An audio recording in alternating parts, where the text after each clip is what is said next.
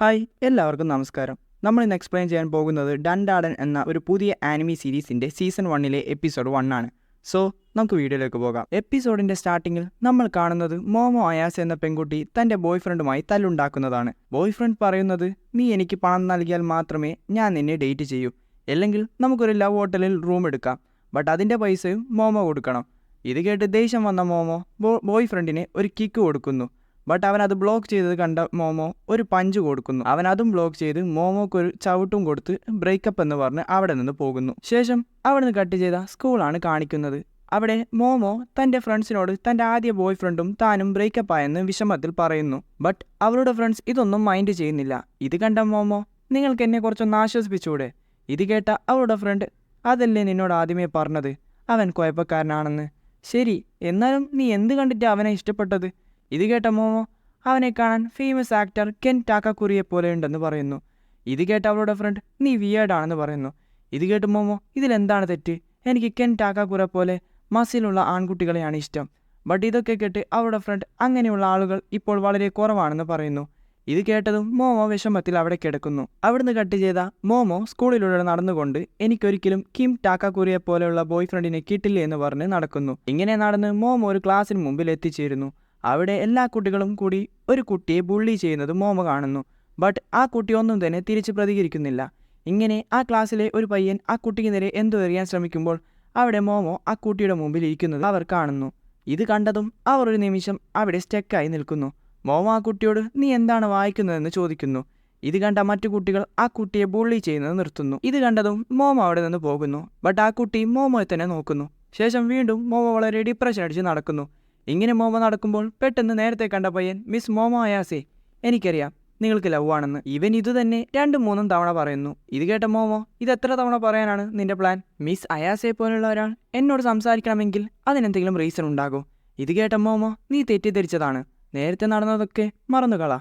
പെട്ടെന്ന് അവൻ, ഞാൻ ഇതിനെ പറ്റിയാണ് പറഞ്ഞത് എന്ന് പറഞ്ഞ് അവൻ്റെ മാഗസീൻ അവൾക്ക് കാണിച്ചു കൊടുക്കുകയും, പ്രസിഡന്റ് ഓൾറെഡി മാസിൽ പോയി കഴിഞ്ഞു, പ്രൊജക്ട് പെഗാസിസ് എവിടം വരെയായി, ഇങ്ങനെ ആ മാഗസീനിലെ ഹെഡിങ്സ് ഒക്കെ വായിക്കാൻ തുടങ്ങുന്നു. ഇത് കണ്ട് അവൾ, എന്ത്, നിങ്ങളും എന്നെപ്പോലെ ഈ ഒക്കൾട്ട് ബുക്കിൻ്റെ ഫാനല്ലേ? ബട്ട് ഇതിലൊന്നും മോമോക്കൊരു താല്പര്യവുമില്ല. ബട്ട് ആ പയ്യൻ മോമോയെ നിർബന്ധിക്കുന്നു. ഇത് കണ്ട് മോമോ അവനോട്, നീ ഇങ്ങനെ ആയതുകൊണ്ടാണ് നിനക്ക് ഫ്രണ്ട്സൊന്നും ഇല്ലാത്തത് എന്ന് പറയുന്നു. ഇത് കേട്ടതും അവൻ നിശബ്ദനാകുന്നു. പോകാൻ തുടങ്ങിയ മോമോ താൻ അവനോട് വളരെ ഹാർഷായാണ് പെരുമാറിയതെന്ന് മനസ്സിലാക്കുന്നു. അവനെ ആശ്വസിപ്പിക്കാൻ താൻ ഏലിയൻസിൽ വിശ്വസിക്കുന്നില്ലെന്നും പ്രേതങ്ങളിൽ വിശ്വസിക്കുന്നുവെന്നും മോമോ പറയുന്നു. ഇത് കേട്ടതും അവൻ ഗോസ്റ്റ് ഒന്നും റിയൽ അല്ലെന്ന് പറഞ്ഞ് ചിരിക്കുന്നു. ഇത് കണ്ട് മോമോക്ക് ദേഷ്യം വരുന്നു. അങ്ങനെ അവർ രണ്ടുപേരും ഫൈറ്റ് ചെയ്യുന്നു. മോമോ വളരെ അഭിമാനത്തോടെ പറയുന്നുണ്ട് തൻ്റെ മുത്തശ്ശി ഒരു സ്പിരിറ്റ് മീഡിയമാണെന്ന്. ഇങ്ങനെ രണ്ടുപേരും അവരവരുടെ വിശ്വാസത്തിൽ ഉറച്ചു നിൽക്കുന്നു. അങ്ങനെ ഇതൊരു ഫൈറ്റിലേക്ക് പോകുന്നു. ഇത് മോമോയുടെ ഫ്രണ്ട്സ് കാണുന്നുണ്ട്. അവർ മോമോ തൻ്റെ ബ്രേക്കപ്പിൽ നിന്ന് ഇത്ര പെട്ടെന്ന് വെളിയിൽ വന്നോ എന്ന് ചിരിച്ചുകൊണ്ട് ചോദിക്കുന്നു. അവിടുന്ന് കട്ട് ചെയ്ത മോമോയും അവരുടെ പുതിയ ഫ്രണ്ടും ഒരു മത്സരം നടത്താൻ തീരുമാനിക്കുന്നു. മോമോ ഏലിയൻസ് ഒക്കെ ഉണ്ടെന്ന് പറയുന്ന സ്ഥലത്ത് പോകും. ഇതേ സമയം മോമോയുടെ പുതിയ ഫ്രണ്ട്, ഇവനെ മോമോ വിളിക്കുന്നത് ഒക്കൾട്ട് എന്നാണ്, ഒക്കൾട്ട് പ്രേതങ്ങളുണ്ടെന്ന് റൂമറുള്ള സ്ഥലത്തേക്കും പോകും. തങ്ങളുടെ വിശ്വാസം തെറ്റാണെന്ന് മനസ്സിലാക്കുന്നവർ സ്കൂളിൽ ജയിച്ച ആളുടെ സർവൻ്റ് ആകണമെന്നാണ് കരാർ. അവിടുന്ന് കട്ട് ചെയ്ത മോമോ ഒരു ഉപേക്ഷിക്കപ്പെട്ട ഹോസ്പിറ്റലിലേക്ക് പോകുന്നു. ഒക്കൾട്ട് ഫോണിലൂടെ അവിടെ നിരവധി UFOs ഉണ്ടാകുമെന്ന് പറയുന്നു. അതേസമയം പ്രേതങ്ങളുണ്ടെന്ന് പറയുന്ന ഒരു ടണലിന് മുമ്പിൽ ഒക്കൾട്ട് വരുന്നു. അവനോട് ആ ടണലിൻ്റെ അകത്തേക്ക് ചെല്ലാൻ മോമോ പറയുന്നുണ്ട്. ഫോണിലൂടെ സംസാരിക്കുമ്പോൾ അന്യഗ്രഹ ജീവികളെയും പ്രേതങ്ങളെയും കുറിച്ചുള്ള അറിവ് ഉപയോഗിച്ച് ഇരുവരും പരസ്പരം സപ്പോർട്ട് ചെയ്ത് സംസാരിക്കുന്നു. ഒക്കൾട്ട് വളരെ എക്സൈറ്റഡായി മനുഷ്യരെ തട്ടിക്കൊണ്ടുപോയി അവരിൽ എക്സ്പെരിമെൻറ്റ് ചെയ്യുന്ന ഏലിയൻസ് ആ ഹോസ്പിറ്റലിൽ ഉണ്ടെന്നും അവരെ അബ്ഡക്ഷൻസ് എന്നാണ് വിളിക്കാറുള്ളതെന്നും പറയുന്നു. ഇങ്ങനെ ഇവർ സംസാരിക്കുമ്പോൾ മോമോ യഥാർത്ഥത്തിൽ എന്തുകൊണ്ടാണ് പ്രേതങ്ങളിൽ വിശ്വസിക്കുന്നതെന്ന് അവനോട് പറയുന്നു. അവളുടെ മുത്തശ്ശി ഒരു സ്പിരിറ്റ് മീഡിയം എന്നതിലുപരി അവർ മോമോയുടെ ഏക ഫാമിലി മെമ്പർ കൂടിയാണ്. പാരൻസ് ഇല്ലാതെ വളർന്നതുകൊണ്ട് മുത്തശ്ശിയാണ് എന്നെ വളർത്തിയത്. അതിനാൽ മുത്തശ്ശിയെ താൻ വളരെയധികം സ്നേഹിക്കുന്നുവെന്ന് മോമോ ഒക്കൾട്ടിനോട് പറയുന്നു. ബട്ട് ഇതേ സമയം തൻ്റെ കുടുംബം എത്ര വിചിത്രമാണെന്നും മോമോ പറയുന്നു. മോമോ തൻ്റെ കുട്ടിക്കാലത്ത് സ്കൂളിലേക്കുള്ള വഴിയിൽ എല്ലാ ദിവസവും ഒരു ഗുഡ് ലക്ക് റിച്വൽ നടത്താൻ അവളെ ഏൽപ്പിക്കുന്നത് എങ്ങനെയെന്ന് ഒക്കൾട്ടുമായി ഷെയർ ചെയ്യുന്നു. ആചാരപ്രകാരം സ്കൂളിലേക്കുള്ള വഴി മുഴുവനും അവളുടെ തലയിൽ കൈവച്ച് ആകാശത്തേക്ക് ചൂണ്ടിക്കൊണ്ട് ചൂണ്ടുവിരൽ കൊണ്ട് നടക്കണമെന്ന് അവൾ പറയുന്നു. അതുകൊണ്ട് തന്നെ എന്നെ എല്ലാവരും പരിഹസിക്കാൻ തുടങ്ങി. ബട്ട് കാര്യങ്ങൾ കൈവിട്ടു പോയത് ഈ വിയേർഡ് റിച്വൽസ് കാരണം എനിക്ക് സ്കൂളിൽ ക്രഷ് ഉണ്ടായിരുന്ന ബോയ് എന്നെ പരിഹസിച്ചപ്പോഴാണ്. അങ്ങനെ എന്തോ ആണ് ഞാൻ മുത്തശ്ശിയോടും പറഞ്ഞത്. അന്ന് തൊട്ട് ഇന്ന് വരെ ഞാൻ എൻ്റെ മുത്തശ്ശിയുമായി സംസാരിച്ചിട്ടില്ല. അതിനുശേഷം ഞാൻ റിച്വൽസ് ചെയ്തിട്ടുമില്ല. ബട്ട് എനിക്ക് എൻ്റെ ഫാമിലി ആരെങ്കിലും പരിഹസിക്കുന്നത് ഒട്ടും ഇഷ്ടമല്ല. കുറച്ച് കാലങ്ങൾ കഴിഞ്ഞാണ് ഞാനത് റിയലൈസ് ചെയ്തത്. ഞാൻ സ്നേഹിക്കുന്ന ബോയ് എന്നെ തിരിച്ച് സ്നേഹിക്കാത്തതിൽ എനിക്ക് വിഷമമില്ല. ബട്ട് ഞാൻ വെറുത്തത് ഞാൻ സ്നേഹിക്കുന്ന പയ്യൻ എൻ്റെ മുത്തശ്ശിയെ പരിഹസിച്ചപ്പോഴാണ്. യഥാർത്ഥത്തിൽ എനിക്ക് മുത്തശ്ശിയും അവരുടെ ജോലിയും ഒരുപാട് ഇഷ്ടമാണ്. കാരണം എനിക്കതെന്തോ സ്പെഷ്യലായി തോന്നി. എനിക്കെൻ്റെ മുത്തശ്ശിയിൽ വിശ്വാസമുണ്ട്. അതുകൊണ്ടാണ് ഞാൻ പ്രേതങ്ങളിൽ വിശ്വസിക്കുന്നത് എന്ന് മോമോ പറയുന്നു. ശേഷം മോമോ ഏലിയൻസിൽ വിശ്വസിക്കാൻ നിന്റെ മോട്ടിവേഷൻ എന്താണെന്ന് ഒക്കൾട്ടിനോട് ചോദിക്കുന്നു. ബട്ട് അവൻ അതിന് മറുപടി പറയാതെ അവൻ്റെ ചുറ്റും നോക്കുന്നു. അങ്ങനെ അവൻ നോക്കുമ്പോൾ അവൻ ആരുടെയോ കാൽപാദം ശ്രദ്ധിക്കുന്നു. അത് അവൻ്റെ നേരെയാണ് ഉള്ളത്. ഇങ്ങനെ ഇവൻ ചുറ്റും നോക്കാൻ തുടങ്ങുന്നു. അങ്ങനെ ഇവൻ നേരെ നോക്കിയതും തൻ്റെ മുന്നിൽ ഒരു പ്രായമായ പ്രേതത്തെ കണ്ടെത്തുന്നു. ഇത് കണ്ടതും അവൻ അവിടെ നിന്ന് ഓടി രക്ഷപ്പെടാൻ ശ്രമിക്കുന്നു. ഇത് കേട്ട മോമോ അത് ടെർബോ ഗ്രാനി ആയിരിക്കും. റൂമേഴ്സ് എന്താണെന്നാൽ ഇവർ ആരെങ്കിലും പിടിച്ചാൽ അവർക്ക് നേരെ കേസ് ചെയ്യും. ഇതൊക്കെ കേട്ട് ഒക്കൾട്ട് അവിടെ നിന്ന് ഓടുന്നു. ബട്ട് ടെർബോ ഗ്രാനി അവൻ്റെ അടുത്തെത്തിച്ചേരുന്നു. അപ്പോൾ തന്നെ അവൻ്റെ കോളും കട്ടാകുന്നു. ഇത് കണ്ടതും ഒക്കൾട്ടിനെ രക്ഷിക്കാൻ മോമോ അവിടെ നിന്ന് പോകാൻ തുടങ്ങുന്നു. അപ്പോൾ അവിടെയുള്ള ലൈറ്റൊക്കെ പെട്ടെന്ന് ഓഫാകുന്നു. അതുമാത്രമല്ല അവരുടെ പുറകിൽ 3 പേരും നിൽക്കുന്നു. ഇവർ ഏലിയൻസ് ആണ്. ഇത് കണ്ടതും മോമോ ഓടി രക്ഷപ്പെടാൻ ശ്രമിക്കുന്നു. ബട്ട് ആ ഏലിയൻസ് മോമോയെ ഈസിയായി പിടിക്കുകയും അവരുടെ വസ്ത്രം വലിച്ചു കീറുകയും ചെയ്യുന്നു. അവിടുന്ന് കട്ട് ചെയ്ത മോമോ കണ്ണു തുറക്കുന്നു. ആ ഏലിയൻസ് മോമോയെ ഇപ്പോൾ കെട്ടിയിട്ടിരിക്കുകയാണ്. ഏലിയൻസ് മോമോയോട് പറയുന്നു, ഞങ്ങൾ സെർഫോയൻസ് ആണ്. കാരണം ഞങ്ങൾ സെർപ്പോ പ്ലാനറ്റിൽ നിന്നാണ് വന്നിരിക്കുന്നത്. അവർ പറയുന്നുണ്ട് അവരുടെ പ്ലാനറ്റിൽ മെയിൽസ് മാത്രമേ ഉള്ളൂ. പോപ്പുലേഷൻ വർദ്ധിപ്പിക്കാൻ അവർ ക്ലോൺ ടെക്നോളജിയാണ് യൂസ് ചെയ്യുന്നത്. അവർക്കും ഹ്യൂമൻസിനെ പോലെ റീപ്രൊഡക്ഷൻ ചെയ്യാൻ താല്പര്യമുണ്ട്. അതുകൊണ്ട് അവർ മോമയോട് അവരുടെ ബനാന ആവശ്യപ്പെടുന്നു. അവർ ഇപ്പോൾ മോമയുടെ കൂടെ ഇൻ്റർകോഴ്സിൽ ഏർപ്പെട്ടതിന് ശേഷം റിസർച്ചിന് വേണ്ടി അവരുടെ യൂട്രസും ബനാനയും കൊണ്ടുപോകും. ഇതിൽ ബനാന എന്താണെന്ന് എനിക്കറിയില്ല. ഇതൊക്കെ കേട്ട് ടെൻഷനായ മോമോ അവളെ വെറുതെ വിടാൻ പറയുന്നു. അപ്പോൾ ആ ഏലിയൻസ് അവരുടെ സൈക്കോ കൈനസിസ് പവർ ഉപയോഗിച്ച് മോമോയുടെ മൈൻഡ് കൺട്രോൾ ചെയ്യുന്നു. ബട്ട് മോമോയുടെ മൈൻഡ് വളരെ സ്ട്രോങ് ആയതുകൊണ്ട് തന്നെ പൂർണ്ണമായും മോമോ ഹിപ്നോട്ടൈസ് ആയിട്ടില്ല. അങ്ങനെ അവർ അവരുടെ എക്സ്പെരിമെൻ്റ് ആരംഭിക്കാൻ പോകുന്നു. അപ്പോൾ പെട്ടെന്ന് മോമോയുടെ ഫോൺ റിങ് ചെയ്യാൻ തുടങ്ങുന്നു.